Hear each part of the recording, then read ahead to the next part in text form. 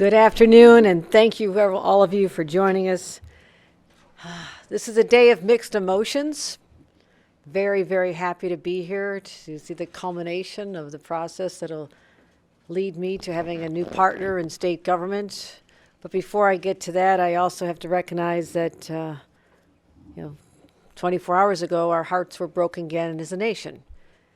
And I addressed this morning as I convened a meeting of our state police up at our State Police Intelligence Center, as we had gathered people from all across the state to make sure that we're doing everything we humanly can to protect all New Yorkers, but focusing on children in schools because of what we just witnessed in a small community in Texas.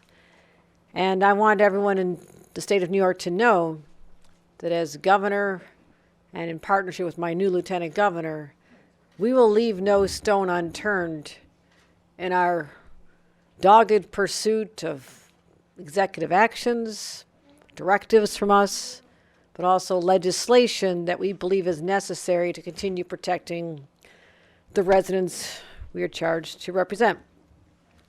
I just want to make sure that we never get this sense of feeling immune to the pain, because the pain that we felt from Buffalo, we're feeling from Texas, that has to be used as a catalyst for change. That cannot be normalized. That cannot be, every day our hearts and prayers are with the victims, and once again I have to order the flags at half-mast. They've been at half-mast for too long already. So this is the call to action that we have heard long before. But to others who have not acted, we're going to call them out. And if it's shaming them into action, we're taking whatever we need to do, whatever steps are necessary to finally get sensible public safety, gun safety legislation across the nation, because we are one state and we will tighten up our laws. And I addressed a number of those today. But as long as there's other states nearby Pennsylvania where they have lax laws and gun shows where people can acquire what ends up being an instrument of mass destruction, we cannot guarantee the safety of the people in our own state. And I will also say I'm sending a message to the Supreme Court of the United States to the extent that they listen to a governor of New York. Do not overturn a sensible public safety law that we want for our residents. Do not overturn our right to protect people by then requiring us to accept concealed carry. Supreme Court, please do not do that to the people of our state. So that is the issue that's top of mind for all of us as parents, as human beings. It's real, it's painful, but we are motivated, emboldened, empowered now to continue acting, and I look forward to a resolution that we'll be announcing shortly with the state legislature on what we're going to do literally in a matter of days. But now I have a partner, once again, in this journey.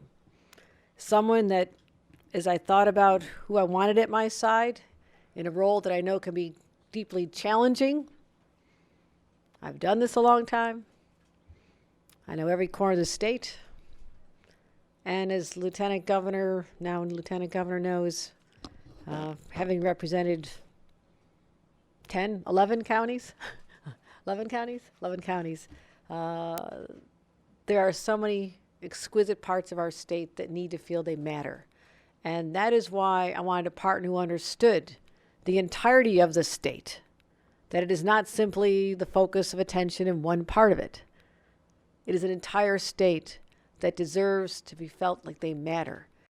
Showing up, whether you're the lieutenant governor or the governor, showing up proves that you're a community that matters. You have worth. You are worth fighting for. And that is something I know that Antonio Delgado knows in his bones.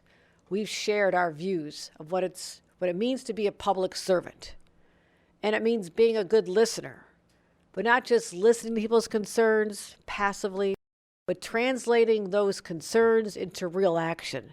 That's when public service manifests itself and achieves its full potential. That's what drew both of us to this calling.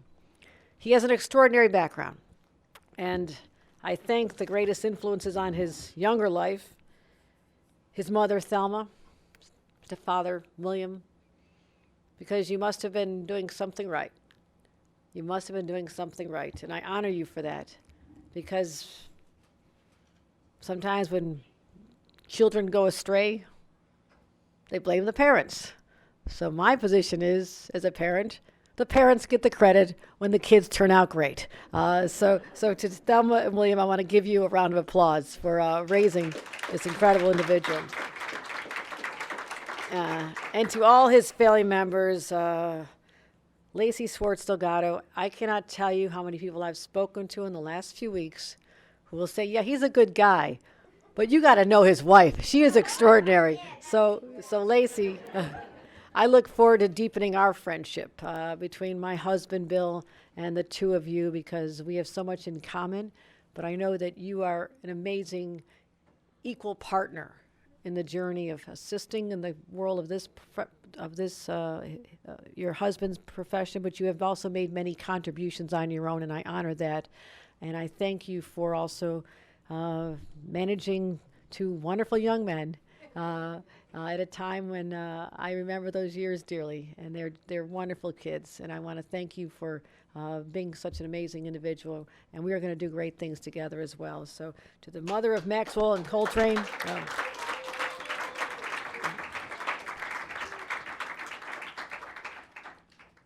But this moment now belongs to you and your family. And I want to let you know, we have many roads to travel. And like me, you'll know every single pothole personally before too long as you travel. But we also know that public service is truly the highest calling. There's certainly sacrifices, and time away from family is one of the greatest. But at the end of the day, the end of all of our days, when we look back on our lives and say, did my life make a difference? Did I make life better for other people? Did I make their roads just a little less bumpy? And if you can answer yes to that, I would say that is a life well lived. Antonio Delgado is living that life. And we're going to continue on this road together, so all New Yorkers know that they have a team representing them in our state legislature and in every corner of the state who truly, truly cares about them. And we have so much work to do, but we're going to do it together. So with that, I want to acknowledge the process that's going to go on here, the swearing in. So I will step aside and welcome up everyone who's involved in the Judge Kevin Bryant, New York State Supreme Court from the 3rd Judicial District. The family.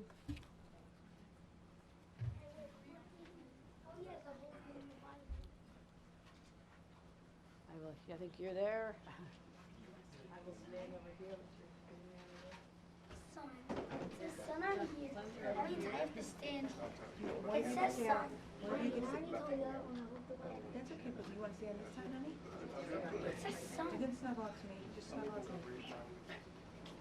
You good, Cole? Please raise your right hand and repeat after me. I, Antonio Delgado, do solemnly swear I, Antonio Delgado, do solemnly swear that I will support the Constitution of the United States that I will support the Constitution of the United States and the Constitution of the State of New York, and the Constitution of the State of New York, and that I will faithfully discharge the duties of and I will faithfully discharge the duties of the office of the Lieutenant Governor of the State of New York, the office of Lieutenant Governor of the State of New York, according to the best of my ability. according to the best of my abilities. Congratulations.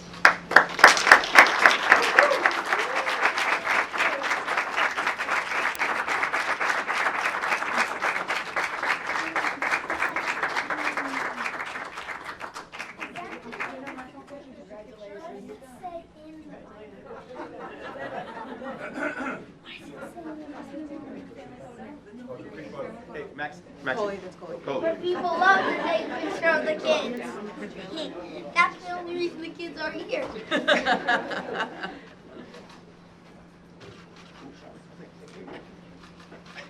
Coley, just pose regular for a second. Hands down. Right here, Max and Coltrane. Right here. Look right here. Look at the camera. Look at Grandma Thelma.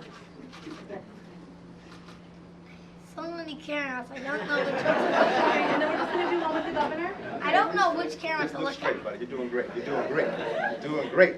You're doing really well.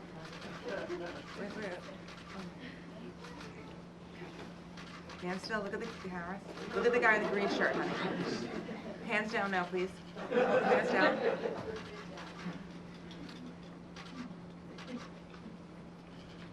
This smile is hurting my face. We're good? Great, thank you. Good?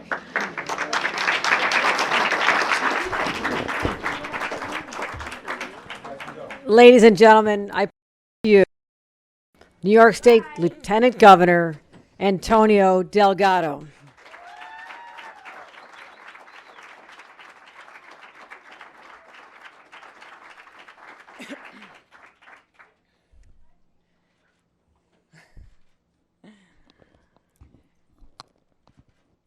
Good afternoon. My name is Lacey Schwartz Delgado, and I am Antonio's wife. It's very good to be with you all today. I had spent yesterday working on what I wanted to say to introduce Antonio, what I wanted to share about his character and our partnership. I was thinking back to when we first decided to enter public life, and Antonio ran for Congress in 2018. We sat around the kitchen table then with a white piece of paper and literally made a list of pros and cons. I was prepared to share with you today some of the reasons we are taking this next step in our commitment as a family to public service. And then I turned on the news. I saw the tragic images from Texas. I saw the faces of those grieving families and community in horror. When you see that, you ask all the questions, even the ones you wish you didn't ask. Why did this happen? How did this happen? Could it happen again? To someone I love? To us? So I didn't need to spend more time thinking about what I wanted to say to you today. How can we sit on the sidelines? I know Antonio can't, and I know that I can't. Our twin boys, Maxwell and Coltrane, are 8 years old. They are about to finish 3rd grade. They are the same age as many of the kids in Robb Elementary School in Texas. Their parents, just like us, sent them to school to learn. The kids were part of a community. They were having fun, being with their friends, doing what kids do. And they were looking forward to this Thursday, tomorrow, when their school year would end, the start of the summer. They were innocent kids just beginning their lives, but now those are lives that will never get lived. Their parents woke up this morning to empty beds. Like so many towns, from Sandy Hook to Parkland to Buffalo, the people in that town will never be the same. Before coming down here to New York City today, we went to our kids' school in Rhinebeck, just 2 hours north of here, to see their end-of-year chorus performance. On what was supposed to be a happy occasion, I could see the sorrow in the parents' faces and the fear in their eyes. It has to stop. I can tell you all the reasons in the world why I love my husband. I can give you all the reasons in the world why he has the character, the fortitude, and the experience to be the lieutenant governor. But instead, I'll tell you this. I am his wife and his partner, but I'm also a New Yorker, born and bred. And I'm the New Yorker who probably knows Antonio Delgado best in the world, maybe better than he even knows himself. In this moment, when I look at our 2 boys, I get the most important reminder of all about why he's in this and why we're in this together. So with that, I want to introduce you to my friend, my husband, the father of my children, and the man who I'm proud to stand beside, the Lieutenant Governor of the great state of New York, Antonio Delgado.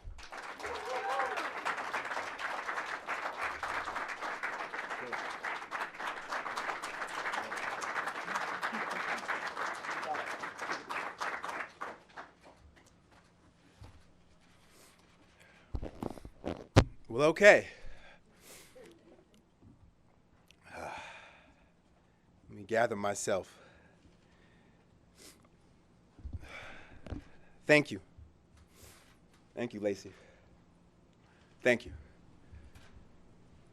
You are everything. And you matter in so many ways that go unseen in this political world that we have faithfully tied ourselves to. But our vision remains clear. And I will figure it out. We will figure it out. We will figure out a way to see it through and to let it be seen. I love you forever and ever, amen. And that also goes for our little guys, Maxwell and Coltrane, who you all got to know. They inspired me to no end and ground me in ways only the two of them can. To Governor Hochul, thank you for your confidence in me and for giving me this opportunity to lead and be a voice at such a critical time for our state and our country. Together, in partnership, I know we'll be able to steer the course true for the Empire State that we both love. To Judge Bryant, thank you for swearing me in this morning. It means a lot to have you here, given that our bond initiated in New York 19. And to everyone in this room who has been at the foundation of who I am, you've anchored me in love, and through love have made all things possible, even the seemingly impossible. From my parents, to my brothers, and my sister, to my aunts and uncles, to my niece, my teachers, my church family, my basketball coach, my cousins, my New York 19 family, my friends, all of you. Every last one of you, thank you. I am here in this exact moment because of every single one of you. We are grieving today. We're grieving a great loss. The loss of innocence, the loss of children, little boys and little girls with sweet smiles, silly laughs, playful minds, and joyful hearts. We saw that. Their whole lives were in front of them. As a parent of two 8-year-olds, I can't imagine. I can't.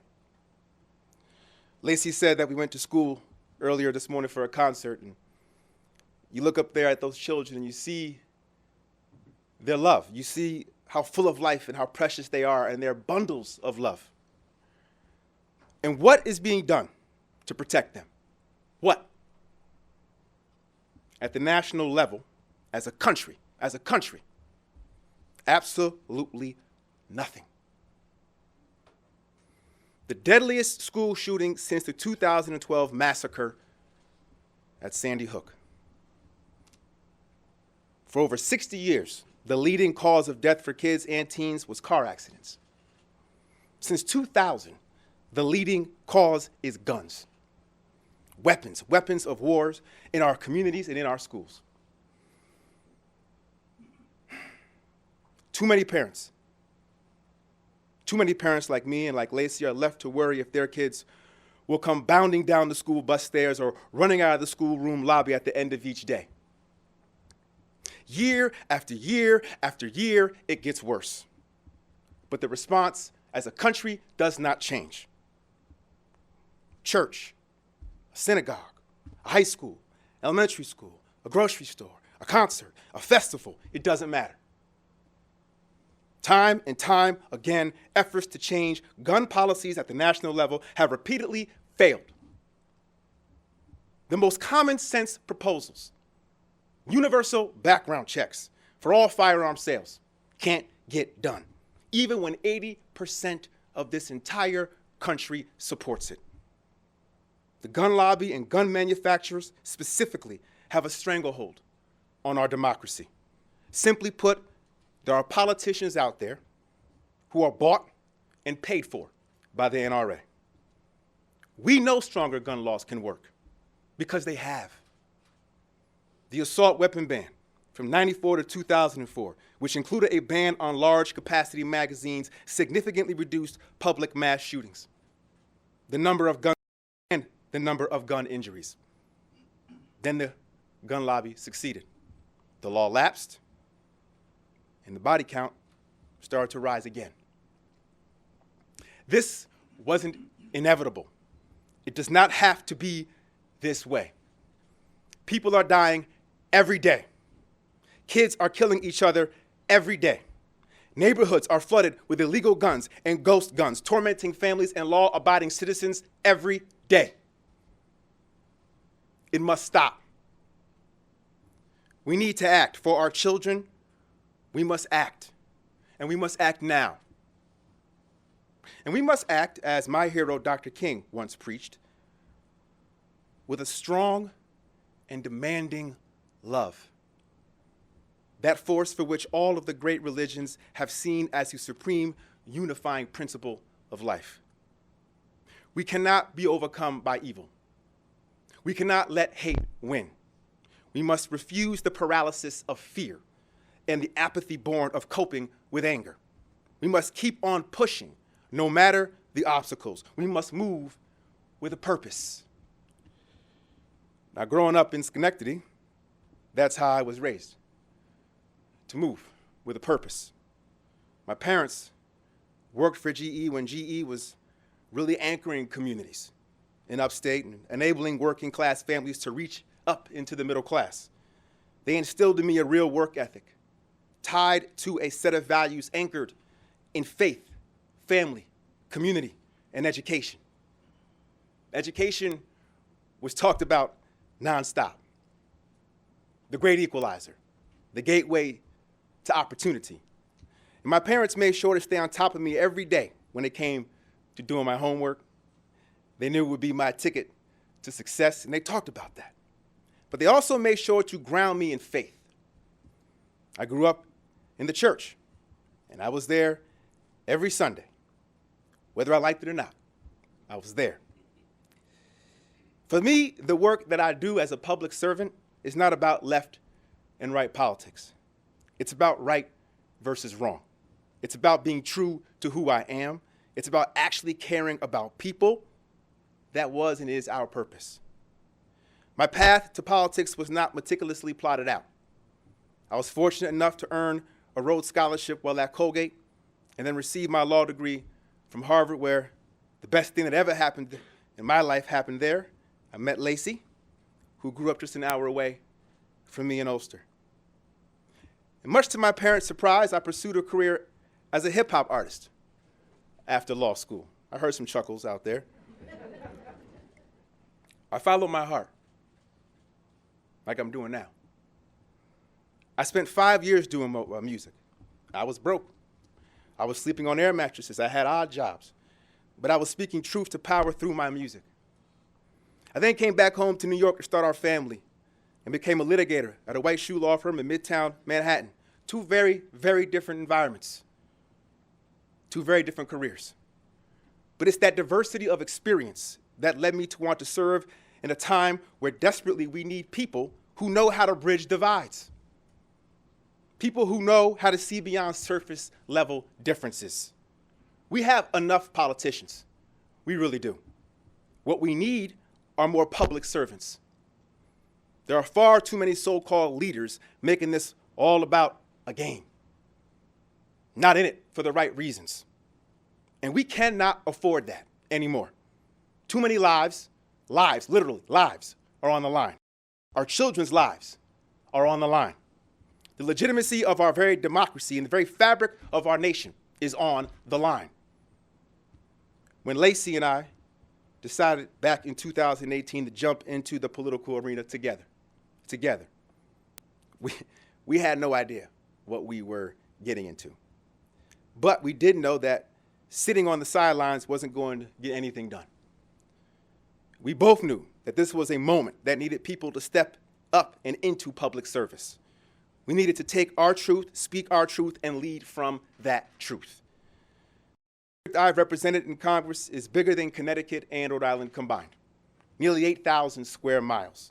It's a district that is 90% white. I was the first person of color elected in upstate. The work that I've been doing, is the work of unity, the work of building bridges, the work of bringing humanity back into politics. That's the work. And as the governor talked about, it starts with listening. You gotta meet people where they are. You have to. It's a must. We're our hearts and minds and souls.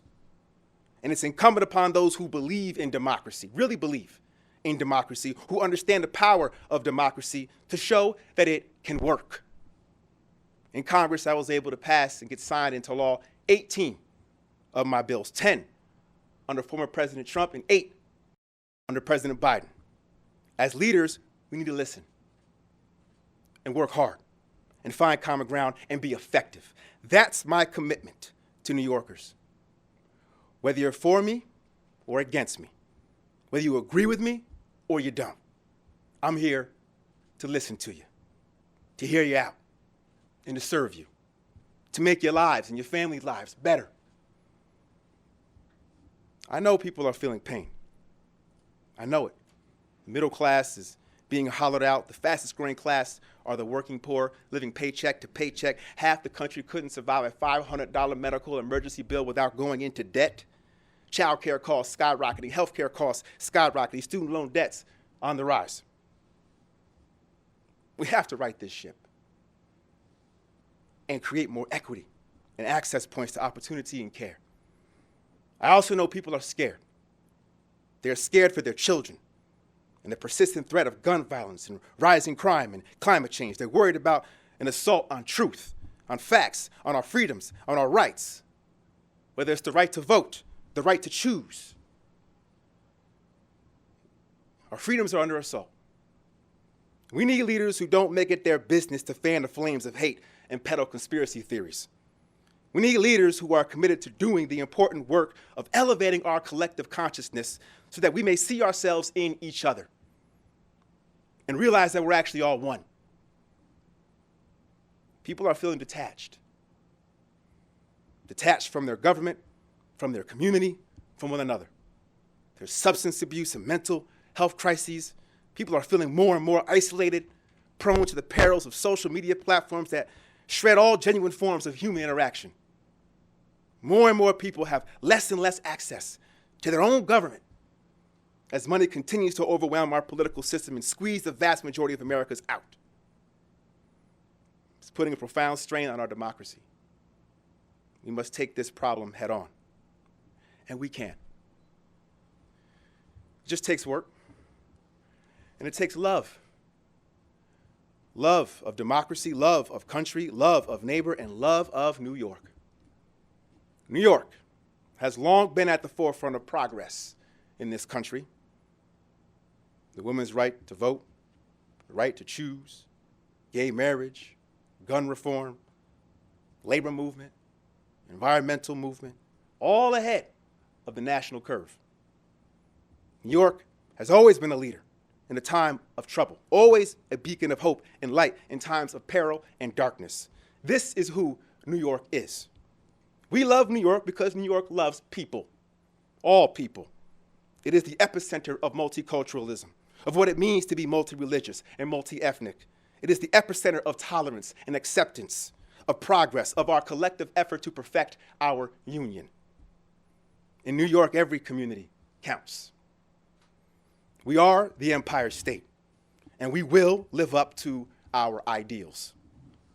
I am incredibly humbled, beyond words, and truly grateful to be a partner with you, Governor Hochul, and with every New Yorker on this journey. I love you, and God bless.